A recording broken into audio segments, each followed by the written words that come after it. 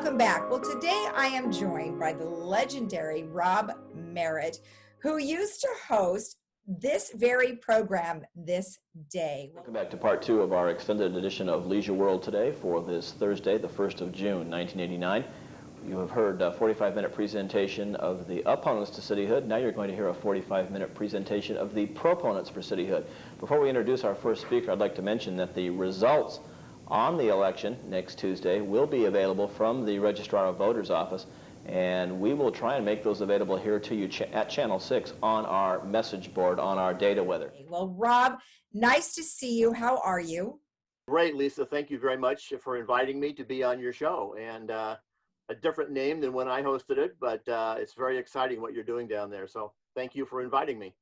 Well, you're welcome. Now you hosted or co-hosted the show, I believe you said the early 70s. Right. So that was quite some time ago, and things have come quite a long way. But nonetheless, you still hosted a television program, so you know what we're all about. What did you love best about it at that time? You know, I think the most interesting thing was I love the interviewing part the best.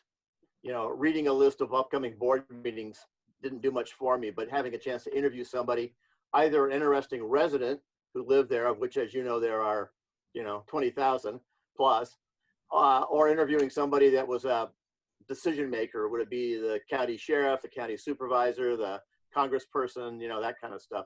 It was always to get to know people and get kind of what's inside their head. Yeah, from that perspective, the show really hasn't changed that much. I mean, we do still interview all of the people you just mentioned. Now, of course, we do sprinkle it in with those updates from United and Third and GRF, which, you know what, believe it or not, people just really do enjoy watching that. We get a lot of YouTube reviews, but I think the person that they especially like most to see is Jeff Parker, who is our current CEO of Village Management Services. And, because this whole last year has been mostly surrounded with COVID, we've been going on as much as possible to try and get all of our residents all the latest information. Right. So that part really hasn't changed that much, but you had been doing the show for quite some time, so you saw a lot of change over the years. What was one of the biggest changes that you saw? Well, I think one of the biggest changes was the ability for us to cover the board meetings. And we actually started doing that in what was the longtime residents will recall the old administration building, which is now a separate outside property, rental property outside. But we used to actually physically take our cameras apart, move them down the hall, hook them up, retime them, and do the board meetings live from the boardroom, and then take them apart, bring them back to the studio, and retime them again to do our programming. That changed when we went to where we currently are in your current building.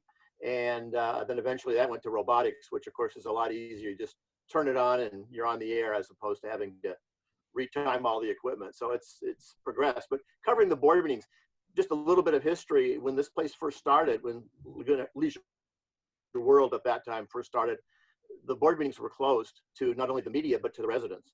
And a change in state law brought about the fact that the meetings had to be open to the residents, and started out by letting us sit in the meetings and listen to them and then take notes and report on it.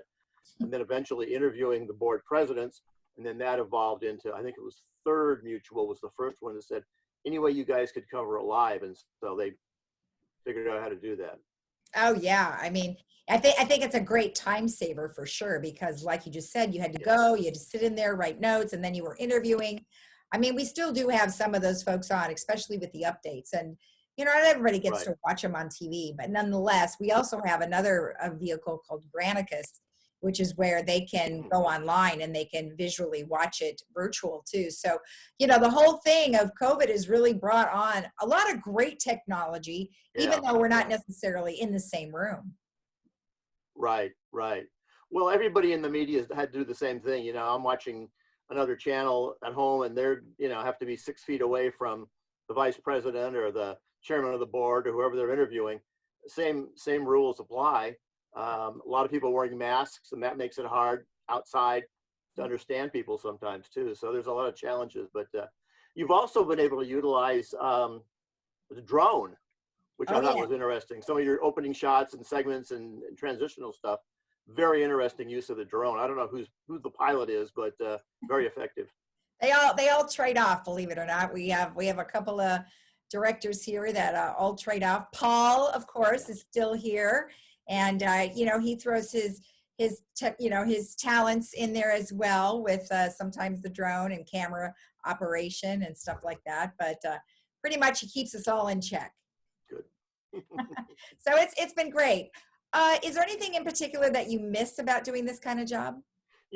Again, it's the interviews. I didn't like having to get up early in the morning. I didn't like having to, all of that.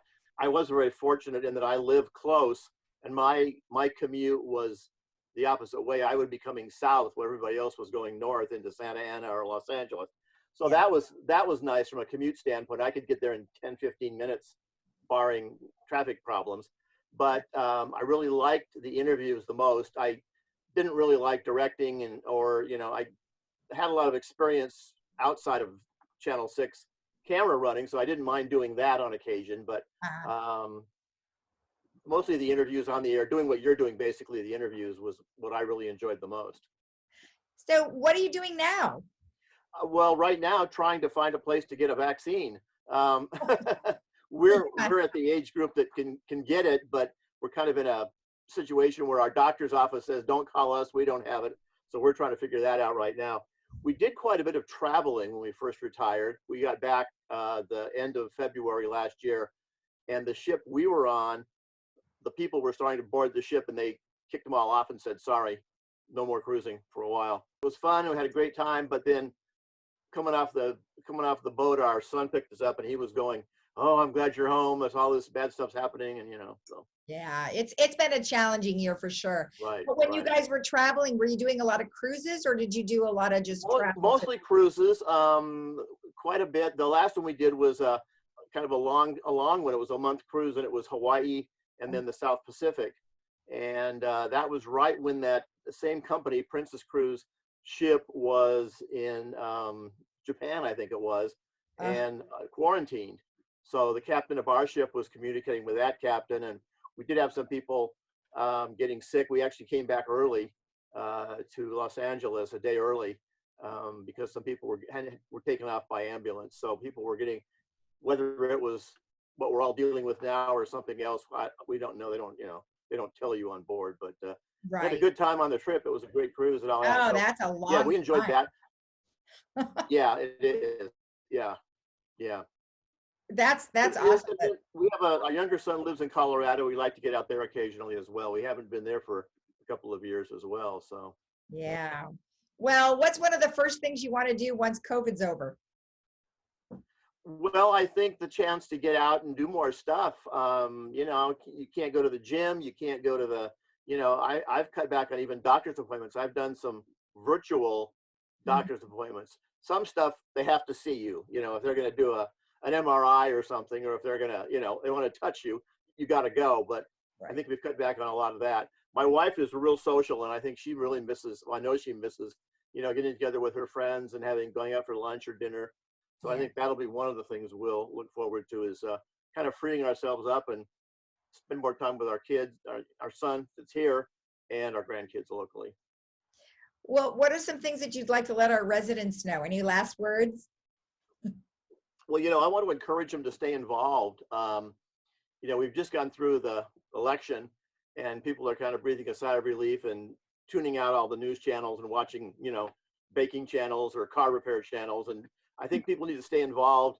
And I think it was several wise people have said all politics are local, certainly no more local than your homeowners association. So I've always encouraged the residents to find out more about the community, learn more about the community by watching what you're doing, as well as attending the board meetings and ultimately getting involved and maybe running for the board.